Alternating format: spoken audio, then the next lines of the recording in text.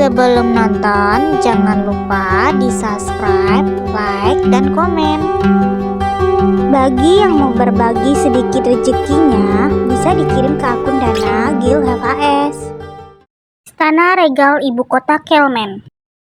Perwakilan dari Kerajaan Hill sedang dalam perjalanan kemari. Sepertinya mereka akan tiba di sini sekitar seminggu lagi. Ergergole, Anda tidak perlu sediam itu, seperti orang mati saja. Kalau Anda begitu terus, bisa-bisa tidak akan ada yang sadar kalau Anda mati sungguhan. Sial, apa keputusanku sudah benar datang ke tempatnya pemimpinnya Kelmen begini? Tidak, 2 bulan yang lalu aku tidak punya pilihan lain. Gulungan ini bisa mengirimmu langsung ke ibu kota Kelmen. Kenapa kau memberiku gulungan sihir transportasi yang berharga ini padaku? Tidak, itu tidak penting. Siapa kau? Marabas Reader. Aku putus asa sekali, makanya ku terima bantuan dari orang asing itu. Gergole, dengarkan aku. Alasan kita tidak bisa mengusik Hell adalah perwakilan mereka.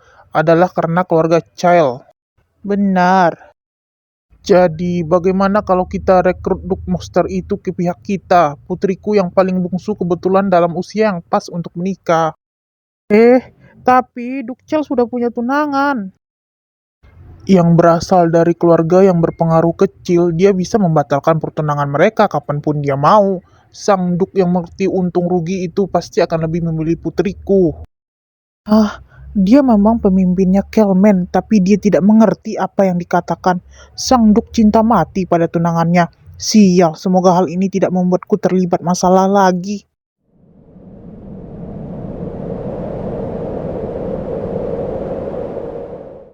Jadi ini Kelmen, di sini lebih dingin ya, dan gaya arsitekturnya berbeda dengan kerajaan Hell. Apa perjalanan panjang ini membuatmu lelah?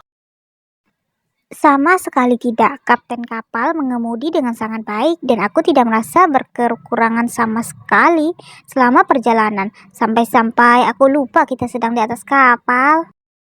Syukurlah kalau begitu, hati-hati naiknya. Akhirnya kita bisa berduaan saja. Pater Hilde dan Vanessa ada di sini juga loh. Lucu juga kamu, bukannya semalam kamu tidur di kamarku karena kamu kedinginan. Aku tidak mau kamu masuk angin. Di bagian utara ini dingin sekali kan? Ya, memang. Apa kamu tahu banyak soal Kelmen? Aku lumayan tahu banyak soal industri kayu dan biji besi mereka. Apa pemimpinnya Kelmen yang menguasai semua itu? Apa dia menunjukkan ketertarikan karena sebentar lagi dia akan jadi nyonya besar keluarga kami? Rasanya menyenangkan juga punya seseorang di sisiku begini. Lagi-lagi dia berpikiran begitu. Ya, dia pemiliknya, dan dia menjual kayu dan biji besi ke kita secara eksklusif. Berarti kamu harus bisa terus disenangi olehnya ya, supaya tidak kehilangan hak eksekusi itu. Mereka memang punya kayu yang bagus, tapi kerajaan Hell juga punya banyak kayu berkualitas bagus. Toh penjualan kayu di Kelmen kurang bagus. Oh, begitu. Jadi kamu membeli persediaan mereka yang menimbun? Benar, dan soal biji besi mereka perlu diproses dulu sebelum bisa dijual. Tapi karena Kelmen tidak punya teknik mesin yang memadai. Kamulah yang memproses dan menjualnya. Kamu dapat untung lumayan banyak dong. Tapi berbisnis dengan Kelmen membutuhkan perhatian yang lebih dan inspeksi kualitas secara berkala. Terutama kalau terjadi hal seperti itu. Seperti kumpulan orang yang mau demo, apa sudah terjadi sesuatu di tempat tambang? Ku dengar pemimpin Kelmen menunda pembayaran gaji mereka. Tapi mereka tidak marah padamu kan? Kamu mengkhawatirkanku, serius. Wah, percaya diri sekali. Tapi wajar saja, dia kan sumber uangnya Kelmen. Pihak kita sudah memberitahu para penambang soal transaksi pembayaran dari kita. Dan aku sudah melihat batu mineralnya diangkut pergi. Jadi kemarahan mereka itu pasti ditunjukkan pada pemimpinnya Kelman. Syukurlah. Soalnya kamu sudah punya banyak musuh sih. Untungnya masalah dengan Berde sudah diselesaikan. Meskipun kami masih harus waspada soal Marabas. Tapi musuh paling berbahaya adalah yang tidak tampak, seperti kemarahan dan kecemburuan terhadap orang yang berkuasa. Niat buruk orang-orang itu mungkin akan mendorong Kel ke rute perang penghancuran total. Aku harus meyakinkannya untuk tidak menempuh jalur itu sebelum hal itu bisa terjadi. Kel, kamu tahu hal apa yang paling kusukai? Pernyataan cinta dadakan? Apa ini artinya dia tidak masalah ada orang lain mendengarkannya? Dia memang bilang ingin pantas bersanding denganku, menggunakan kekuatannya sendiri.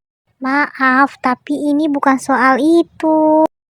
Jawabannya adalah cinta dan perdamaian. Bukannya cintamu hanya untukku. Tanpa perdamaian tidak akan ada cinta. Kalau peperangan sampai pecah, kita tidak akan bisa mencintai satu sama lain seperti sekarang ini.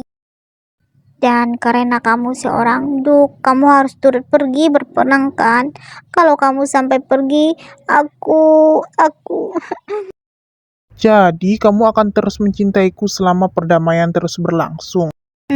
Begitulah kira-kira, karena cinta tidak akan bisa hadir dalam suasana tidak damai.